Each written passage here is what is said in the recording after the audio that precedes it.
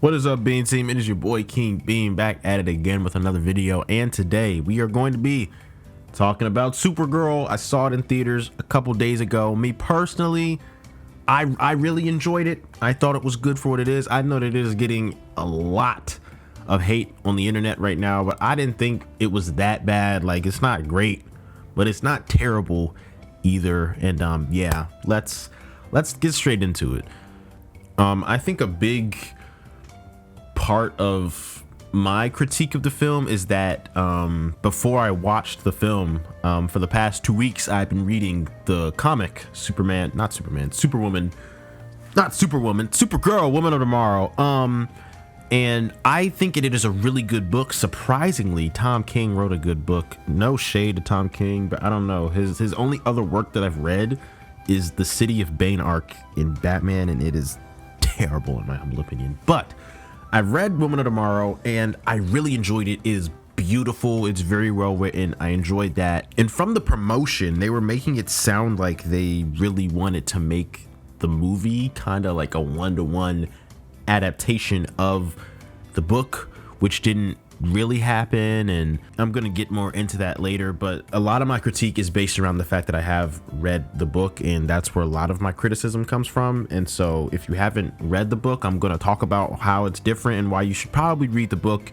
You'll like it a lot more. Not saying that the movie is bad, but just for the critique, that's why I have my critiques. But in terms of what the film does well, I think the action in this film is incredible. All the fight scenes are really cool. Supergirl puts BTA on everybody she fights. There's this one fight at the end of the film, and me and my friends are just like, whoa, like, Supergirl, chill. She not playing around, you know what I'm saying? And I think Millie Alcock does a really good job of showcasing this like warrior aspect of Supergirl. Clark, he is this like, you know, protector of Earth, and he is hope and light, but Supergirl is like a warrior, you know what I'm saying? And I think that they do a really good job at showcasing how strong she is and how capable she is. I do think there are some parts of the film, particularly near the beginning, that make her seem weaker than she actually is, but it's just nitpicking. I thought the action was really good. My favorite part of the film and the book is Ruthie. I don't know the actress's name who plays Ruthie, but she did a fantastic job. I think she was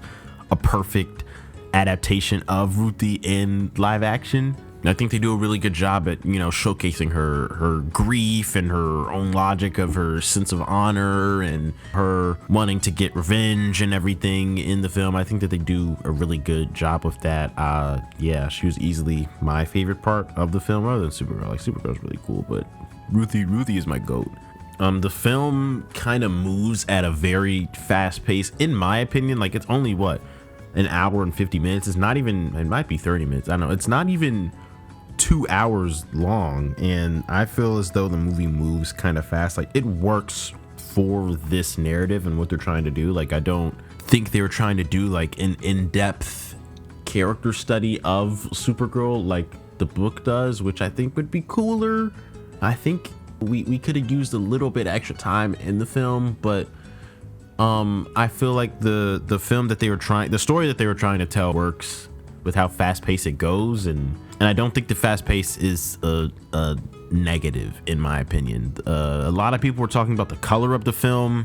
I do believe that if the color of the film looked like it did in Guardians of the Galaxy 2, it would have been, I would have given it an even higher rating on my scale, because if you've seen some of the panels from the book is beautiful. It has these beautiful, vibrant, saturated images, and the film does not look like that at all. I don't think the film looks bad by any means. I'm not saying that, but it could have and should have looked like Guardians of the Galaxy 2 looks with the color, and I think that would have made the film even better. But yeah, I'm about to get into some spoilers. That was all the non-spoiler stuff. If you haven't seen the film, go watch it and come back, because we're about to get into spoiler territory now. All right. Now, what I do think the film does a really good job of doing is showing Kara's damage and her psyche and her pain, and because she's not the same as Clark. You know, Clark arrived on Earth as a child. He has no memory of Krypton. He was raised by people who loved him, given a name and a family and a community and a purpose, and his grief for Krypton is abstract. Like, yes, his people died, but he didn't know who those people were. He lost something he never had, right? But Kara is different. She was a child when Krypton died. She remembers it. She remembers the specific things about it, specific people, smells, sounds, and everything. And she arrives on Earth with no one but her dog, and of course Clark is there, but she, Clark's her cousin, but they're not like besties, you know what I'm saying? She doesn't really have any friends, no family. She feels out of place, and I feel like the film does a really good job of capturing this. Millie Alcock walks into the first scene with this entire history behind her eyes, and she doesn't need to explain it. She doesn't have to monologue about it, and she doesn't ask for your sympathy, but you can kind of see it in her face that she's had a rough time in life. And I think she does. People were complaining about her acting. I think she does a really good job at portraying who Supergirl is at her core. Supergirl is this broken character just trying to keep it together at the end of the day. Because what the book does is Ruthie is narrating this entire story in the book, and so she's crafting this legend narrative of Supergirl, but the film kind of just shows it to us. And I think that in that aspect, the film does a good job of showing, not telling. But there's another aspect of the film that does a horrible job at telling and not showing, in my opinion, but we're going to get there later.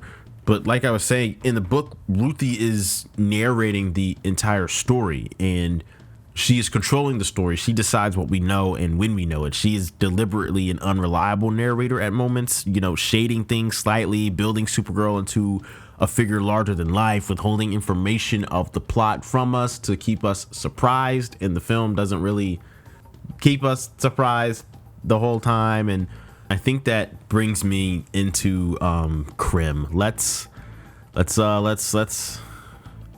about Krim. Before I get into my problems with the script, what they do with the character of Krim, we get this version of Krim that's bigger and more conventionally villainous than the comic. But I don't think that this version of Krim is necessarily bad. I think the actor does a good job with what he's given, but I do have a lot of thoughts about the Krim character in the film, because I think that he is easily the worst part of the film if you know what happens in the book, and the way that they just destroy his character and destroy the narrative around the character, destroy the narrative of the story itself because of Krim, just kind of makes me a little angry.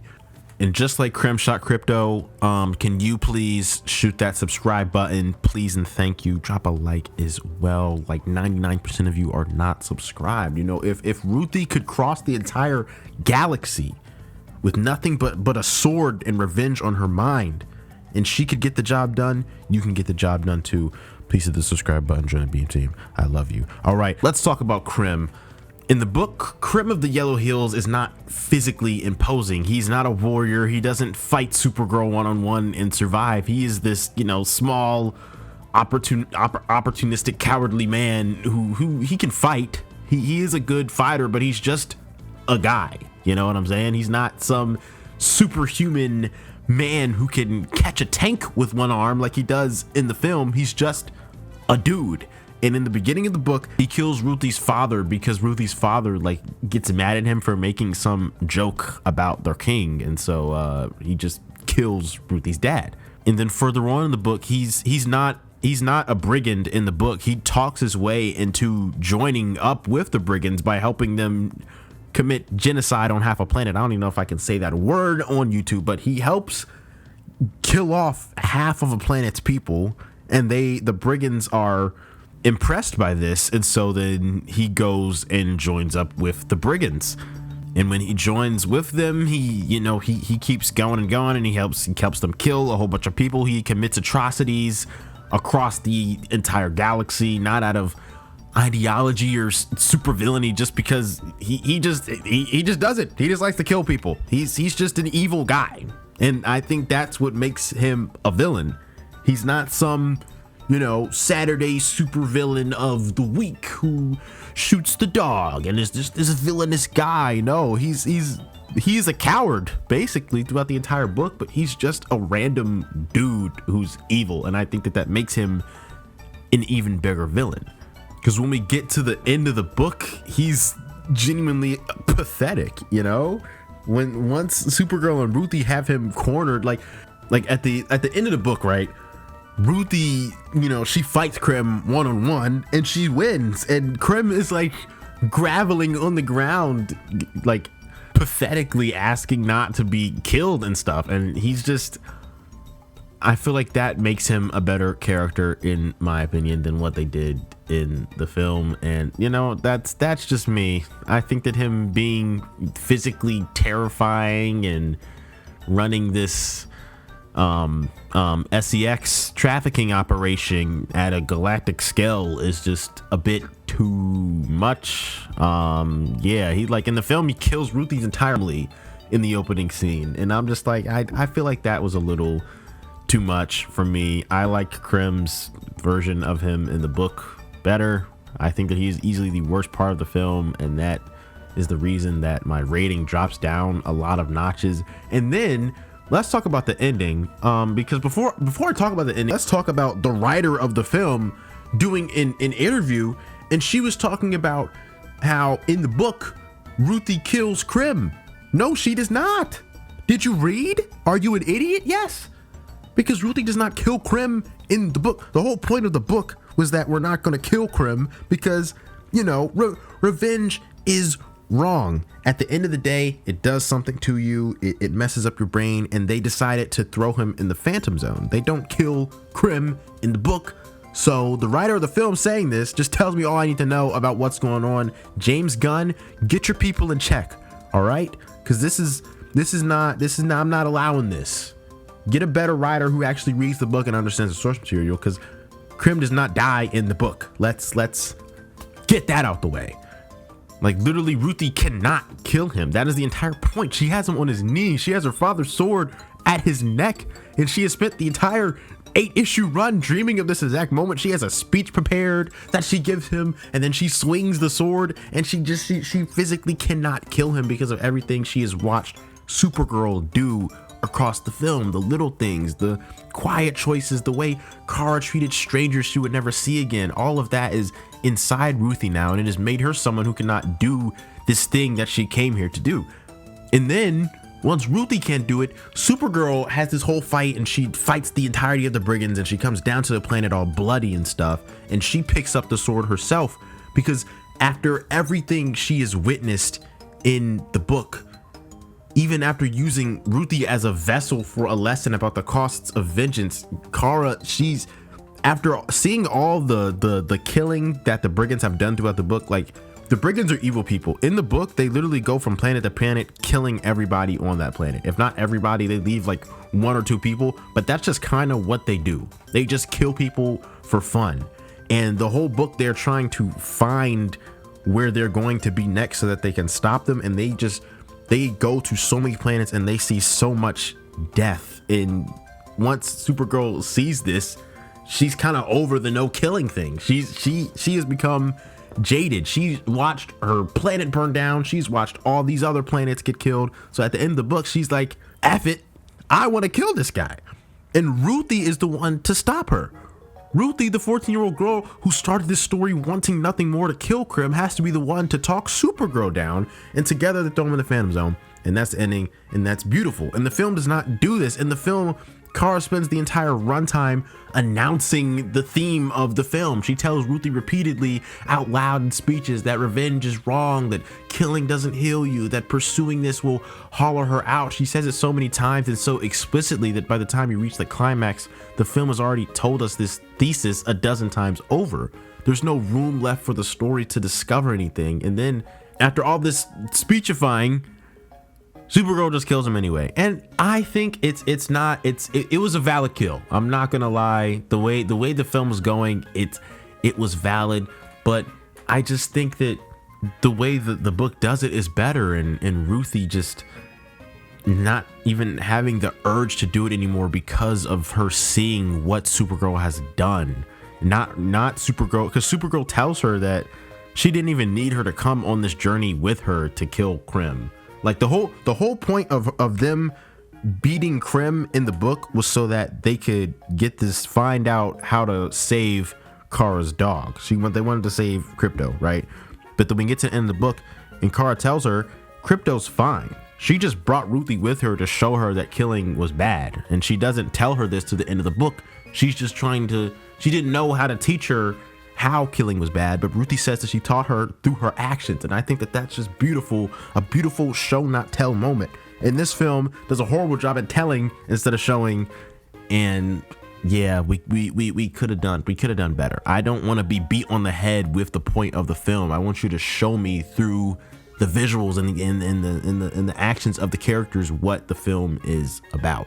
And another big problem about the film, in the book, Kara and Ruthie, they're like, it's a side quest of a film, but the book is an even bigger side quest. They stop at planets and they're trying to find Krim, and they encounter moral situations that force Ruthie to watch how Kara navigates them. There's a moment where they go to this planet and there is footage of what the brigands have done, and Kara doesn't allow Ruthie to watch the footage, and Kara walks out of this room, just her eyes red with tears because of what she just witnessed. There's just one moment where they see a guy digging a grave, and Kara uses her super speed to dig like 500 graves for this dude so that he can get it done quicker. And I feel like if this film had 30 more minutes, that's all it needed. Just 30 more minutes of Kara and Ruthie just being in the galaxy together, you know, trying to find Krim and just seeing what's happening in the world, and it technically doesn't push the plot forward, just existing in the space and encountering things and letting us watch Ruthie change in real time. I think that the movie would have been 10 times better if we had that sort of thing. The needle drop at the end, I didn't think it was that bad. I know a lot of people hated it. I know it's not good, but I don't think it was as bad as people are making it sound, right? Yeah, we've reached the end of the video. What both versions of the story understand, the book fully, the film partially, is that you don't change someone's heart by giving them a speech about the right thing to do. You change their heart by being the right thing in front of them long enough that it becomes part of who they are and how they see the world. And Kara never delivers this as a thesis statement to Ruthie in the book. She helps people. She helps Ruthie. She just really how to wash her hands and things like that. She just does the small, decent thing again and again without making it a lesson and without looking for credit. And Ruthie watching all of this, it's getting inside her. And one day she has a sword in her hands and she cannot swing it. And she cannot fully understand why until Supergirl shows up and she sees that Supergirl literally changed her life without even trying. And that is beautiful storytelling. And I think that the writers and producers, James Gunn, the directors, everybody just needs to, if you want to make a story like this for all the future stories, we need to take a closer look at the source material to really make the movie better. Show, don't tell. I think that is the biggest lesson that we can learn from this film. Show, don't tell. The gun misfired, but it didn't jam. I think I'm gonna make that a title of the book, because the gun didn't jam. It wasn't bad. It just was missing a couple things to make it great. I give the film a solid 7 out of 10. It was good. Solid 7 out of 10. I would recommend go see it and go form your own opinions about it. And yeah, if you're still here watching the video, thank you again. Please drop a like and subscribe. Join the Beam team. I love you. Have a great day. Follow me on Letterboxd, please. I make good reviews probably, but yeah, have a great day. I love you. Peace out.